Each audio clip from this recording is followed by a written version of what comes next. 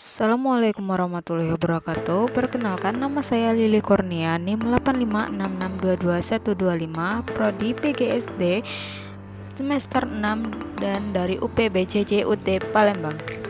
Sini saya akan melakukan praktikum IPA di SD tentang gaya. Yang pertama ada gaya listrik statis. Alat dan bahannya yaitu 1 sisir, 2 ada potongan kertas, dan ketiga ada rambut. Cara kerjanya yaitu 1. Sisirlah rambut kering yang agak tebal dengan sisir plastik. Dekatkan sisir plastik itu dengan potongan-potongan kertas kecil dan potongan kertas itu menempel pada sisir. Dan ini hasil kesimpulan dari gaya listrik statis. 2. Gaya magnet. Alat dan bahannya yaitu 1 magnet, yang kedua jarum jahit aluminium, seng, seutas benang jahit, potongan plastik dan potongan kertas. 1 jarum jahit dia dapat menempel karena terbuat dari logam yang dapat mengandung sifat magnetit atau ferromagnetit. Yang kedua ada aluminium, dia tidak dapat menempel pada magnet karena bukan bahan ferromagnetik dan umumnya tidak dapat ditarik oleh magnet.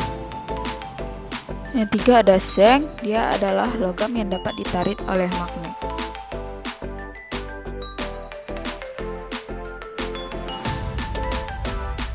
Yang keempat ada seutas benang jahit, yaitu tidak dapat ditarik oleh magnet karena terbuat dari serat atau non-logam dan tidak memiliki sifat magnetik. Yang kelima ada potongan plastik, yaitu tidak dapat ditarik oleh magnet karena bahannya non-logam. Yang keenam ada potongan kertas, tidak dapat ditarik oleh magnet karena terbuat dari non-logam. Dan ini adalah kesimpulan dari gaya magnet. Yang ketiga ada gaya gesek. Alat dan bahannya itu ada 1 kereta, 2 neraca pegas 2 bola, dan 3 balok kayu. Cara kerjanya 1. Letakkan sebuah balok kayu di atas meja, kaitkan ujung neraca pegas pada balok, tariklah neraca pegas ke kanan, perlahan-lahan dan catat petunjuk pada skala neraca pegas. Tarik terus sampai balok bergerak dan catat berapa gaya yang diperlukan untuk bergerak.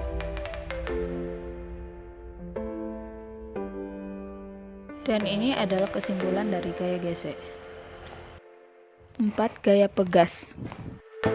Alat dan bahannya 1. Karet gelang, penggaris, beban, dan statip. Cara kerjanya yaitu 1. Ambil seutas karet gelang, gantungkan salah satu ujungnya pada statip. Kedua, gantungkan sebuah beban pada ujung karet yang satu lagi.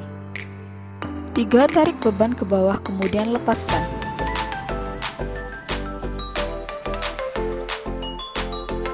Gaya pegas bekerja karena sifat elastis benda yang mencoba kembali ke bentuk semula setelah diregangkan atau ditekan. Dan ini adalah kesimpulan dari gaya pegas. 5. Gaya berat. Alat dan bahan 1. Karet gelang, penggaris, beban berbagai ukuran dan statip. Gantungkan karet gelang pada ujung statip dan ukuran panjang karet gelang mula-mula. Gantungkan sebuah beban pada ujung karet yang satu lagi dan ukur panjang karet gelang sekarang. Masukkan beban kedua. Ulangi pengukuran panjang karet gelang setiap penggantian beban yang lebih besar. Masukkan beban ketiga.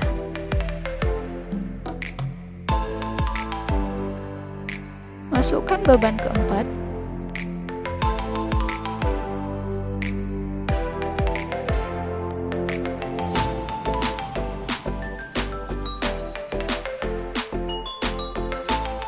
Dan terakhir, masukkan beban kelima.